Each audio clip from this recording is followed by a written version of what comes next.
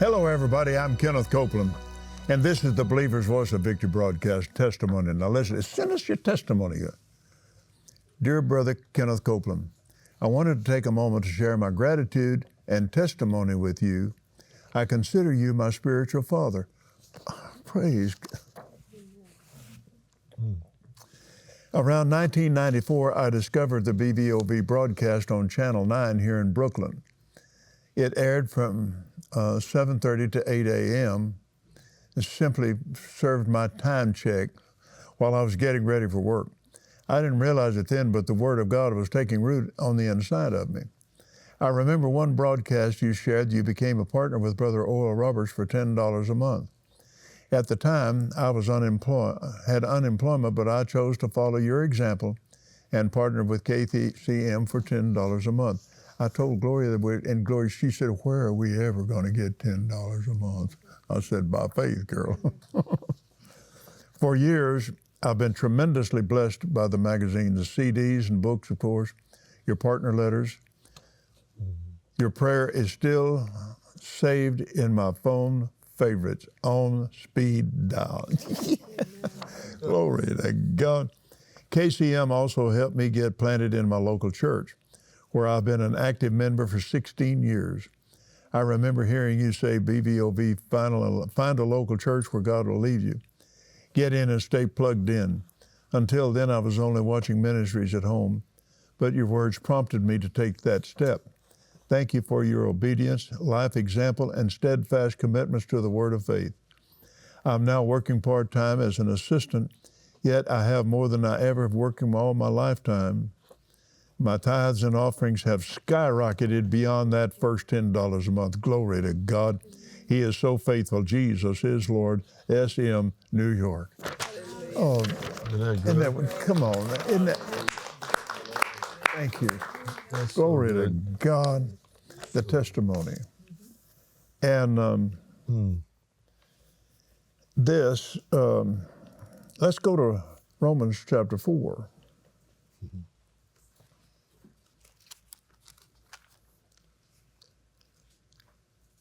What shall we say then that Abraham our father as pertaining to the flesh has found? For if Abraham were justified by works, he hath whereof to glory. Now, the Wuest translation uses the word a corresponding action, not works, and which we now publish that New Testament. But to him that works not, the ungodly, his faith is counted. I mean, that's an accountant term, an accountant. But to him that works not, but believes on him that justifieth the ungodly, his faith is counted for righteousness. Even as David also described the blessedness of the man whom God imputeth righteousness without works, saying. You can't think about it and do it. That's right. Saying, blessed are they whose iniquities are forgiven, whose sins are covered. Blessed is the man to whom the Lord will not impute sin. Go down to the 16th verse. Therefore it is of faith, that it might be by grace. That faith, that it might be by grace, to the end the promise, now don't read promise, to the end the blood-backed promises in the blood of Jesus, might be sure to all the seed, not to him that only is of the law, but to that also of the faith of Abraham, who's the father of us all, as it is written, I have made thee the father of many nations, before him or like unto him, whom he believed, even God, who quickeneth the dead and calls those things that be not as though they were. There they are. Who against hope believed in hope, he might become the father of many nations, according to that which was spoken, so shall your seed, not being weak in faith. He considered not his own body now dead, when he was about 100 years old, neither the deadness of Sarah's womb. He staggered not at the promise of God through unbelief, but strong in faith, giving glory to God, being fully persuaded of what he had promised, he was able to perform it. Fully persuaded. Well, Now think about it.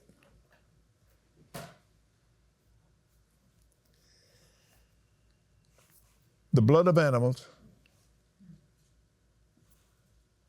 the blood of circumcision, the blood of Jesus.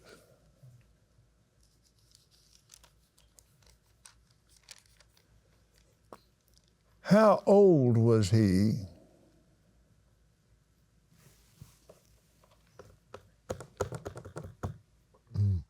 and he did what God said do? He was circumcised. Old man. But he had entered into a blood covenant with the man. And I don't care how old he was. He was willing to offer his son. And he raised the knife. And an angel stopped him. And there was a ram. Mm-hmm. But he said, the boy and I'll be back. He did. And then, in the book 11, chapter of Hebrews, he received him in, well, I don't want to quote it more in there.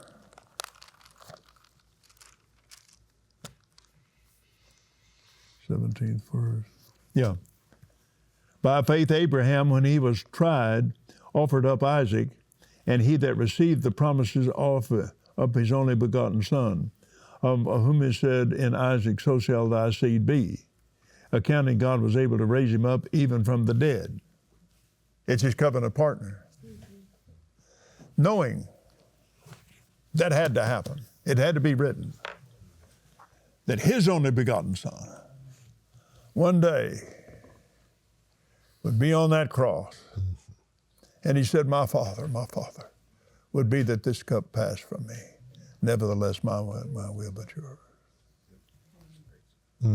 His covenant partner was able. Now, no way he could back out. It was a blood agreement. He was obligated. He was obligated to it. That's the reason he turned his back and said, my God, why hast thou forsaken me? Read that whole in the 22nd Psalm. Mm-hmm. David prophesied of it. They pierced my hands and my feet. Mm-hmm. Praise God forever. Mm. It had to be written first. Hallelujah. It's a big deal. It's a huge deal. So that this is a book of blood covenants. I never understood until you taught it one time that had Abraham not done that, by his doing that, he obligated God to send. Yes, he did. That's a he was a miracle son. Impossible for a 90-year-old, 90 man, for a 100-year-old man and a 90-year-old woman to have a child.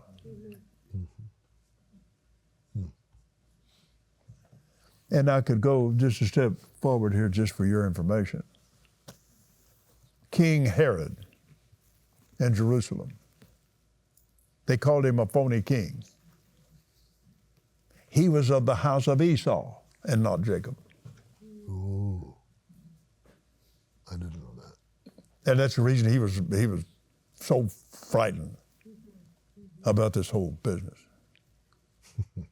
And that's the reason the angel had to strike him like he did. That's right. It's a big deal. Praise God. So, being justified by faith. Now, I want, Phil, we can go over there to Mark 11, and we will. But let's get back into your book. Well, the bottom line is, to not take too much time, I was on the road with Joe Cocker. I was flying pretty high, had a couple of nightclubs and all the trappings of success, but I was empty. I had a mom and dad who continued to pray God make him miserable, and God was answering their prayers. The more successfuler I became, the more miserabler I was. Right. I was raised in a sheltered home. We didn't have a TV. I never saw a movie until I was 16. I snuck out to see The Sound of Music, and I had never even heard sounds like that. When I heard Sound of Music, and I said, what? I never heard this in church. Why not? I don't want to go there, Kenneth, but we have dumbed down the arts so much in the church for fear of offending the saints that we've all but lost the essence of why God put sound into the earth in the first place. I'm sorry, I'm a little bit heavy. But the bottom line is, it's your book. I know it. I get to say what I want to. That's one of the reasons I want to come on here. All right. So, but tomorrow we may just read the whole thing. Yeah, I got it. Good luck. Okay. I know we don't believe in luck. All right, now watch. My mind flashed back to two weeks before. It was Christmas. And my favorite time of the year is Christmas because that's when God got a hold of me. And so I went to church with them. I stood in the back with long hair and leathers and clogs. So you know how I looked, right? And so when the ministry happened, I can't remember a thing about it except that people were dancing in that church like they would in my bar about 1 a.m. They felt no pain. They were joyful in church. That hit me. Then I gave my life to Jesus that day, back to Jesus. I was filled with the Holy Ghost when I was 12, but then I had gone off course. I gave my life to Jesus. There was a guy playing trumpet. It's always been that way. When music is going, I cannot stay away from it. It's just, that's the way I'm built. Sure, that's the way we are, musicians. So I went over to him and asked him if I could play. He was playing Amazing Grace. And he said, sure. So I began to play, and that I told them earlier when we were just standing around, that is when it really changed for me because I heard the voice of the Lord inside as I was playing. This is the reason I gave you the talent to play. And that just changed me, Kenneth. Mm-hmm, I mean, sure. That's what it was. So 2 weeks, that night I went back to church because I was blown away with church. And I've been running from God for 10 years, right? So I went back at the end of the service, and there was a surgeon. His name was Doug Fowler in Jacksonville, Florida, in Full Gospel Businessman. He was the pastor, and he ministered.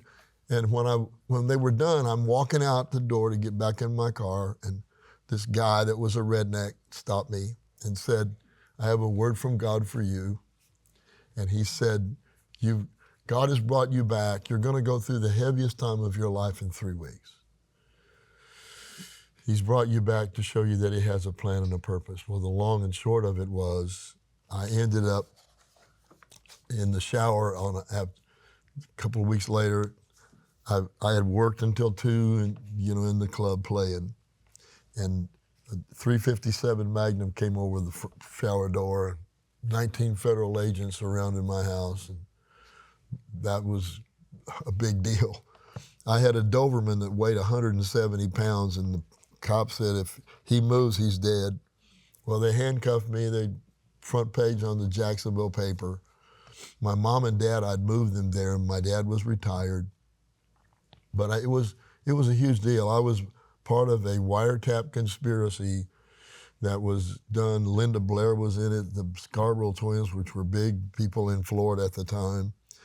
There were 8 or 9 defendants, and I was facing 76 years behind bars. And so that's a big deal. I ended up, now I'm just, I've had the encounter with Jesus.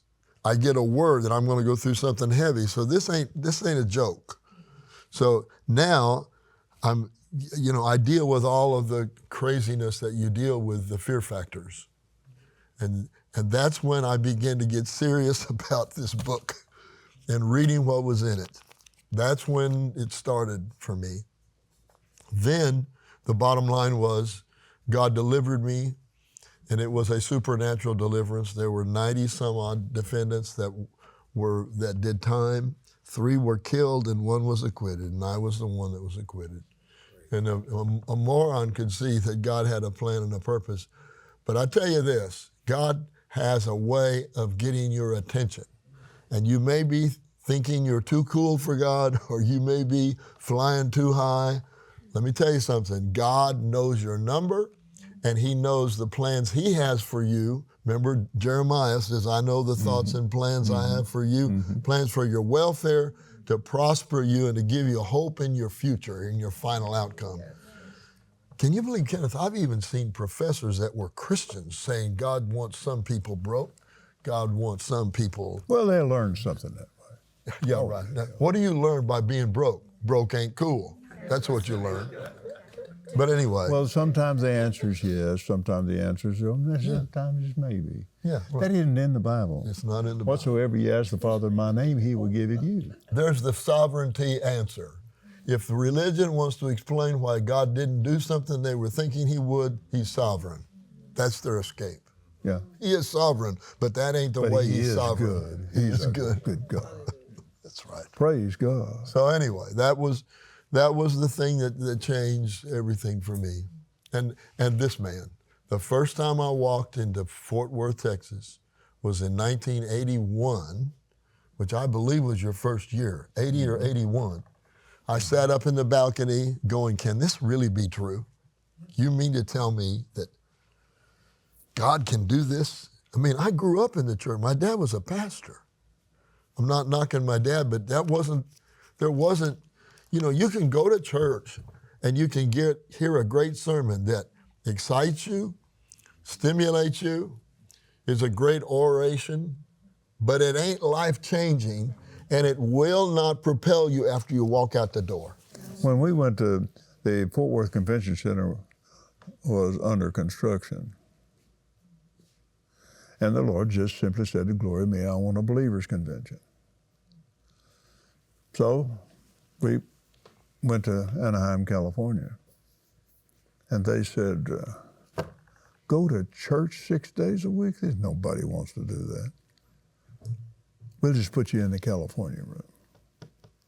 Well, they did. It's all flat floors. Well, when you take the radio broadcast and all of that, I mean, they packed it out. Mm-hmm. And so we said, just do a financial study of the city. And then they contacted us. We didn't think people would go 6 days a week. Would you like to have the arena? Yes, we would. That's what we wanted in the first place. We know. Because of the financial impact that it had on the community. That's right. Faith had an impact on the community. It did. Think of that. There's an overwhelming tendency in the Church of Jesus Christ today to limit their services, to cancel Sunday nights, to cancel Wednesday nights, because the culture has changed. The culture may have changed, but the Word of God has not changed. And if you have a business in a church, called the church is a business, come on. If you have a business and you own, if I only spend an hour a week with this, it would not be wonderful. It wouldn't be 1/100th of what it could be, because I spend hours a day, every day with this. So how can we expect the kingdom to build if we as God's people who are building his kingdom pull back from bringing people on more regular of a basis? Sure, that's it. It's a big deal, It's Kenneth. absolutely, yeah. We don't have church based on our culture. We have church based on this. Yes.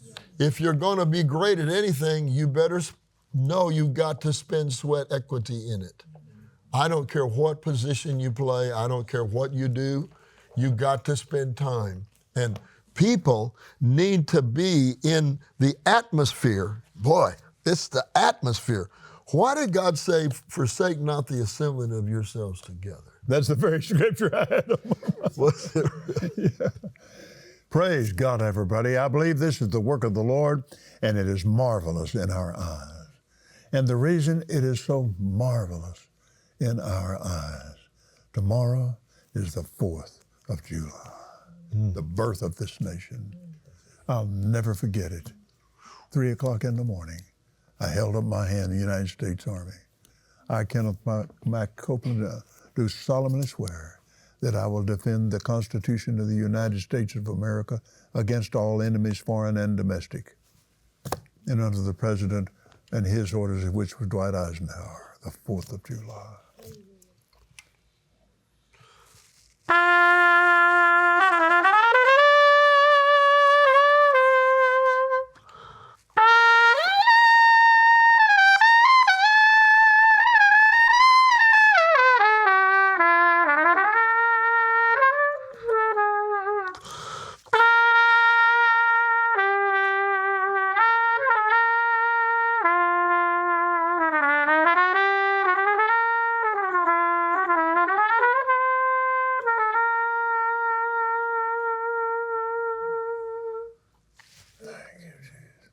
And now for all of the soldiers, just blow taps.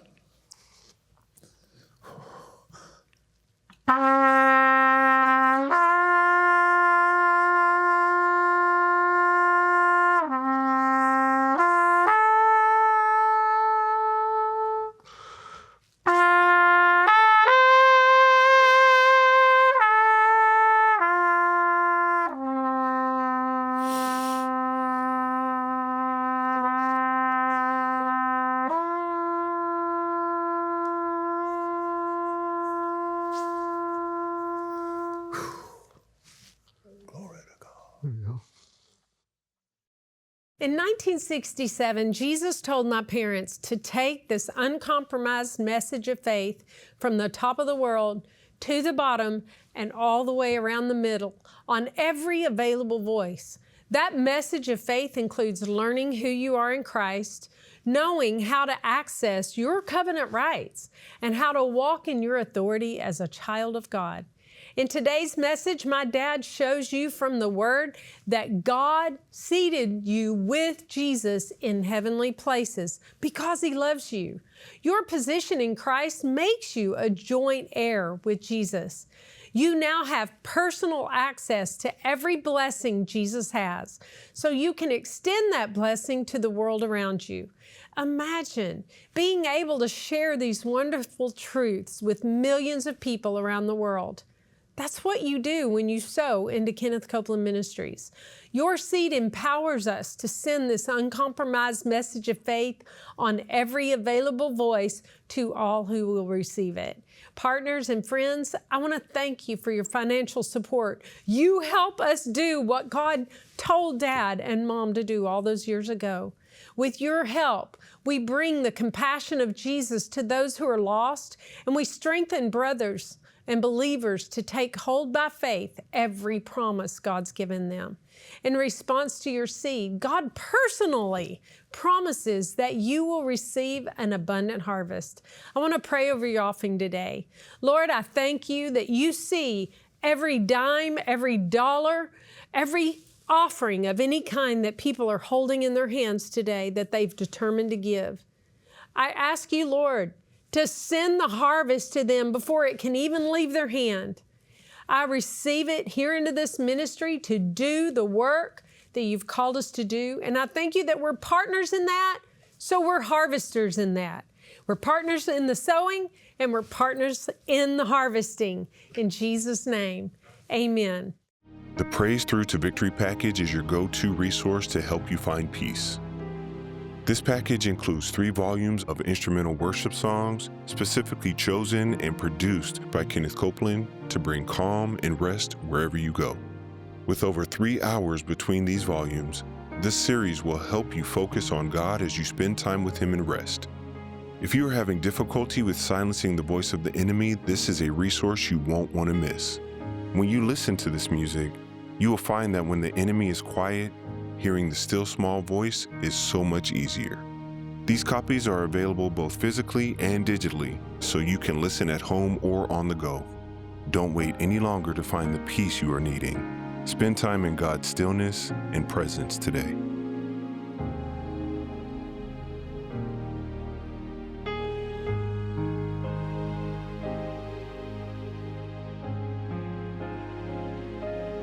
Discover the power of God's Word through praise and worship with the Praise Through to Victory package. Order today and receive all 3 volumes on CD at a special price of only £17 at kcm.org.uk/TV special. Or call 01225-787-310. Surround yourself with God's Word and rest in His supernatural peace. Postage charges may apply. Contact your regional office for more information. Hearing the voice of God is something that every Christian struggles with at some point in their lives. That's why we're offering you this free gift. Tune in to The Voice of God by Kenneth Copeland. With this mini book, you will be walked through the steps you need to take to hear God's voice and shut out the voice of the enemy so that you can live your life in God's best for you. Get your free gift by scanning the QR code or by visiting the website on screen today. This is the one thing that I look forward to every year, is coming here to be immersed in the Word. You can never trade this for anything else. You know, I just wish this would be the life that we live every single day. You just wake up, come to be in the presence of the Lord. You can get the principles of the Word on TV, and it's exciting, but when you're gathered together with thousands of people and experience it in the presence of God, it's totally different with being in person. For the time has come, saith the Lord, to fix things all around the globe, and it's working, the big fix. KCM.org is brand new. Designed with you in mind, this is your go-to resource on faith. This new website is easier to navigate, including a new Help Me With section to meet your needs. You'll be able to find a wealth of resources to grow in faith, born out of over 58 years of ministry. Stop by and visit our new website at kcm.org. This has been absolutely wonderful week. I know you've enjoyed it as much as we have because the Spirit of God is right in it, and all of the different things that Phil added, and you know, when we think of things that happened a long time before, particularly between the two of us. But be with us next week. And until then, this is Kenneth Copeland, Phil Driscoll, and all of this marvelous class, reminding you that God loves you, and we love you, and Jesus is Lord. So give Him a praise. Thank you for joining us on the Believer's Voice of Victory. Kenneth and Gloria Copeland want you to be victorious in life. Go to kcm.org.uk for free ministry resources and teaching tools to help you grow in faith and live in the blessing of the Lord. Stay connected with us through our website and all of our social channels to help us keep you informed and up to date on ministry outreaches, upcoming events, and specials that are available to you.